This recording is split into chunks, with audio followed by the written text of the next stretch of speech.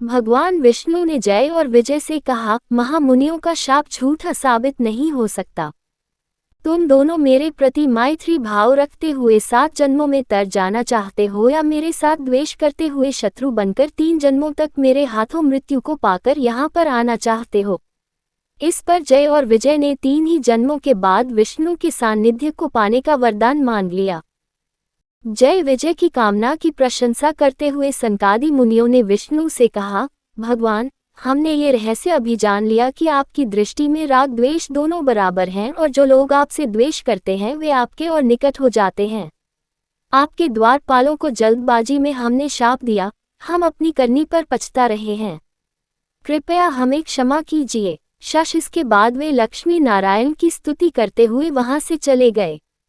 इसके बाद जय और विजय कश्यप प्रजापति की पत्नी दिति के गर्भ से हिरण्यकश्यप और हिरण्याक्ष के रूप में पैदा हुए। वे दोनों भाई बड़े पराक्रमी बन गए। घोर तपस्या करके ब्रह्मा को प्रसन्न कर उनसे वरदान प्राप्त किए और विष्णु के प्रति द्वेष करने लगे। हिरण्यकश्यप ने राक्षसों का राजा बनकर विष्णु का सामना करने का निश्चय किया। हिरण्याक्ष ने विष्णु को कुपित करने के लिए अनेक अत्याचार किए और पृथ्वी को लुढ़काते लुढ़काते रसातल समुद्र में धकेल दिया। पृथ्वी रसातल समुद्र में डूब गई। भूदेवी ने विष्णु की स्मृति करके अपना उद्धार करने की प्रार्थना की। विष्णु ने भूदेवी पर अनुग्रह करके दशावतारों में से तीसरा वराहावतार लिया। ब्रह्मा के होम करते समय यज्ञ कुंड से शुभ्र कांति मंडित एक कण निकल आया और बढ़ते बढ़ते उसने जंगली सुअर का रूप धारण कर लिया। उस सुअर को विष्णु का अवतार मानकर ब्रह्मा आदि देवताओं ने यज्ञ वराह, श्वेत वराह और आदि वराह के रूप में उनकी स्तुति की। यज्ञ वराह ने बढ़ते बढ़ते विशाल रूप धारण कर लिया। उसके पैर बलिष्ठ थे, उसका चर्म इस्पात जैसा कठोर था, वज्र जैसे उसके जबड़े थे, उसकी आंखों से अरुण कांति आ रही थी, उसके रोए स्वर्ण जैसे चमक रहे थे। वह सारे विश्व को गुंजाते हुए हुंकार कर उठा। उसके माथे पर खड्ग जैसा सींग दमक रहा था। वराहावतार तेज गति से रसातल की ओर दौड़ पड़ा। उसकी गति से सारी दिशाएं हिल उठी। प्रलयकालीन आंधी चलने लगी। यज्ञ वराह ने रसातल समुद्र के भीतर डूबी हुई पृथ्वी को अपने सींग से ऊपर उठाया। उसी समय हिरण्याक्ष ने वरुण पर हमला करके युद्ध के लिए उसे ललकारा। वरुण ने कहा, तुमको तो मेरे साथ युद्ध करना नहीं है, तुम तो महान वीर हो, इसलिए तुम्हें पृथ्वी को ऊपर उठाने वाले परम शक्तिशाली यज्ञ वराह के साथ युद्ध करना होगा। शश इस पर वह तत्काल यज्ञ वराह से जूझ पड़ा। वराह रूपधारी विष्णु के साथ हिरण्याक्ष पराक्रमपूर्वक लड़ते हुए विष्णु की गदा को उड़ाकर ताल ठोकता हुआ खड़ा हो गया। विष्णु ने उसके युद्ध कौशल की प्रशंसा की और उन्होंने फिर से गदा को अपने हाथ में धारण किया। इसके बाद उन दोनों के बीच भयंकर संग्राम छिड़ गया। अंत में वराहावतार ने अपने सींग के वार से हिरण्याक्ष को मार डाला। वराहावतार रूपधारी विष्णु को भूदेवी ने वर लिया। वराहमूर्ति ने भूदेवी को उठाकर अपनी जांघ पर बिठा लिया। ब्रह्मा आदि देवताओं ने उन पर फूलों की वर्षा की और जगपति के रूप में अनेक प्रकार से उनकी स्तुति की। वराहावतार लेकर अपने छोटे भाई का वध करने वाले विष्णु से बदला लेने के संकल्प से हिरण्यकश्यप ने ब्रह्मा से वरदान प्राप्त करना चाहा। इस विचार से वह ब्रह्मा को प्रसन्न करने के लिए तपस्या करने चला गया। उस समय उसकी पत्नी लीलावती गर्भवती थी। लीलावती के गर्भ को विच्छिन्न करने के लिए इंद्र ने मायाजाल रचा और उसको बंदी बनाकर आकाश मार्ग में ले जाने लगे। उस वक्त नारद उनसे मिलकर बोले, इंद्र, आप कैसा अन्याय करने जा रहे हैं? आप अपने प्रयत्न को छोड़ दीजिए। सदा सर्वदा हिरण्यकश्यप ईर्ष्यावश विष्णु का स्मरण किया करता है। इस कारण लीलावती के गर्भ में बढ़ने वाले शिशु को विष्णु का स्मरण करने की आदत पड़ गई है। विष्णु के प्रति हिरण्य का द्वेष उस शिशु के अंदर भक्ति के रूप में परिणत हो गया है। लीलावती महान विष्णु भक्त को जन्म देने वाली है, इसलिए आप लीलावती को मुक्त करके अपने धाम को चले जाइए। शश समझाकर नारद लीलावती को अपने आश्रम में ले आए। आश्रम में नारद दार्शनिक बातों के साथ साथ विष्णु के गुणों का भी वर्णन करते जाते थे। उस समय लीलावती के गर्भ में स्थित शिशु बड़े ध्यान से सुना करता था। कालांतर में लीलावती ने एक पुत्र को जन्म दिया। हिरण्यकश्यप ने घोर तपस्या करके ब्रह्मा को प्रसन्न किया। ब्रह्मा ने उसे वर मांगने को कहा। इस पर उसने ऐसे अनेक वर मांगे जिनके कारण उसकी मृत्यु पृथ्वी या आका, दिन या रात, घर या बाहर, पशु या मानव, देवता या किसी अन्य प्राणी के द्वारा न हो। साथ ही सृष्टि के किसी जीवधारी के द्वारा भी उसकी मृत्यु न हो। ऐसे अनेक वर उसने ब्रह्मा से प्राप्त किए। ब्रह्मा से वर पाकर हिरण्यकश्यप जब विजय गर्व से लौट रहा था तो रास्ते में नारद से सारा वृतांत सुनकर उनके आश्रम में पहुंचा और अपने पुत्र का नाम प्रहलाद रखा। इसके बाद पत्नी और पुत्र के साथ राजधानी लौट गया। हिरण्यकश्यप ने सबसे पहले इंद्र से बदला लेना चाहा। उसने स्वर्ग पर हमला करके इंद्र के सिंहासन पर अधिकार कर लिया। सारी दिशाओं पर विजय प्राप्त करके दिक्पालों को अपने अधीन कर लिया। देवताओं को खूब सताया। जब शची देवी का अपमान करना चाहा, लीलावती ने उसको रोका। फिर अभी उसका क्रोध जब शांत न हुआ तो उसने मुनियों के आश्रमों को जला दिया। विष्णु के भक्तों पर अत्याचार करना प्रारंभ किया। अंत में विष्णु का सामना करना ही अपना लक्ष्य मानकर उनको भड़काने की कोशिश करने लगा। फिर भी विष्णु से कहीं उसकी मुलाकात न हुई। अंत में वह वैकुंठ पर चढ़ाई कर बैठा। वहां पर भी विष्णु उसे दिखाई नहीं दिए। मुझसे डरकर विष्णु कहीं अदृश्य रूप में छिपे हुए हैं। काय कहीं के शश ऐसा कहते हुए हिरण्यकश्यप अपनी राजधानी को लौट आया। प्रहलाद उम्र के बढ़ने के साथ विष्णु का ध्यान करने लगा।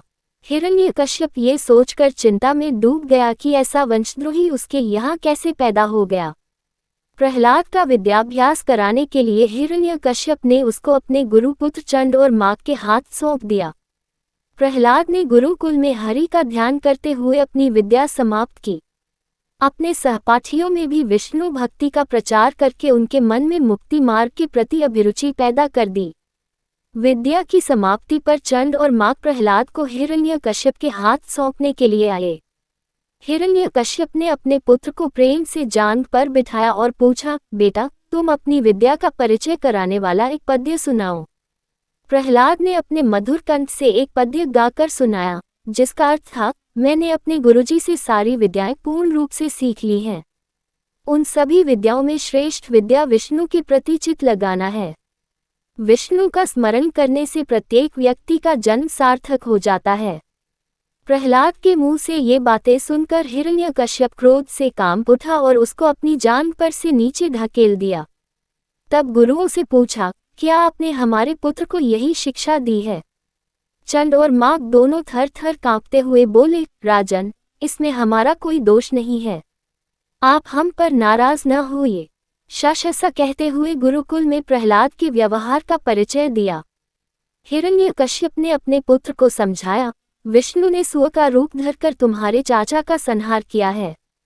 वह हमारे राक्षस कुल का परम शत्रु है। विष्णु का स्मरण करना हमारे वंश का अपमान करना है। वह अक्षम्य अपराध है। तुम उसका स्मरण करना छोड़ दो। प्रहलाद ने शांत स्वर में कहा, पिताजी, आप दानवों के राजा हैं। मुझको शाप देने में भी आपको संकोच नहीं करना चाहिए। लेकिन मैं क्या करूं? जैसे लोहे का टुकड़ा चुंबक की ओर आकृष्ट हो जाता है, वैसे ही मेरा मन भी विष्णु की ओर खींचा हुआ है। जैसे ब्रह्म कमल को भूल नहीं सकता है, वैसे मैं भी विष्णु को भूल नहीं सकता।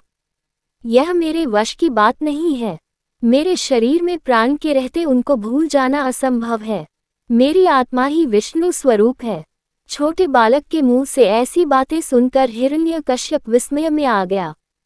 फिर क्रोध में आकर गरजते हुए बोला, तब तो तुम्हारी मौत निश्चित है। तुम अन्न जल के बिना मर जाओ। इसके बाद प्रहलाद को कारागार में धकेल दिया। पुत्र प्रेम के कारण लीलावती तड़प उठी। लीलावती के दुख को देख हिरण्यकश्यप ने प्रहलाद को कारागार से मुक्त कर दिया। विष्णु का ध्यान करते तन्मयावस्था में अत्यंत शोभायमान पुत्र को देख हिरण्यकश्यप ये सोचकर आश्चर्य में आ गया कि कई दिनों से अन्न जल के बिना ये कैसे जीवित है। फिर गुस्से में आकर उस बालक को हाथियों के पैरों तले डाल दिया। हाथी प्रहलाद को देख घबरा उठे, मानो सिंह को देख लिया हो। महावतों ने अंकुश चलाकर बालक को हाथियों से रौंदने का प्रयत्न किया, मगर बालक का बाल भी बांका न हो सका। सांपों से डिंसवाने का प्रयत्न किया गया पर सांप बालक को चूमकर फन फैलाकर नाच उठे। इसके बाद प्रहलाद को पहाड़ की चोटी पर से नीचे धकेलवा दिया गया। फिर समुद्र में फेंकवाया गया, कालकूट विष पिलवाया। फिर भी प्रहलाद को जीवित देख हिरण्यकश्यप ने उससे पूछा, तुम क्यों नहीं मरते? इसका क्या रहस्य है? प्रहलाद ने हंसकर उत्तर दिया, इसमें कोई रहस्य की बात नहीं है। हाथियों में, सांपों में, पत्थर, अग्नि, समुद्र, जहर आदि में ही नहीं, बल्कि आप में और मेरे भीतर भी विष्णु ही विद्यमान है। मुझको मारने के प्रयत्न और मेरा जीवित रहना, ये सब उनकी लीलाओं का महात्म्य है पिताजी। प्रहलाद की बातों से हिरण्यकश्यप का क्रोध भड़क उठा। वह उस बालक की बांह पकड़कर सभा भवन के बीच खींच ले गया और अपना गदा हाथ में ले लिया। उस दृश्य को देख लीलावती बेहोश हो गई। चारों तरफ घिरे हुए राक्षस प्रमुख चकित हो मूर्तिवत खड़े रह गए। सभा मंडप के सामने लोहे से निर्मित एक विजय स्तंभ खड़ा था। हिरण्यकश्यप ने वह स्तंभ दिखाकर प्रहलाद से पूछा, अरे कुलद्रोही, वह मेरा विजय स्तंभ है। मेरे छोटे भाई का वध करने वाले विष्णु के साथ युद्ध करके तुम्हारी आंखों के सामने उसका संहार करूंगा। क्या तुम्हारा विष्णु उस स्तंभ के अंदर है? आपको संदेह करने की कोई जरूरत नहीं है, वे सर्वत्र विद्यमान हैं और उसके अंदर भी हैं। शश प्रहलाद ने झट जवाब दिया। हिरण्यकश्यप ने तेज गति से जाकर उस स्तंभ पर गदा से प्रहार किया। प्रलय ध्वनि के साथ पृथ्वी और आकाश गूंज उठे।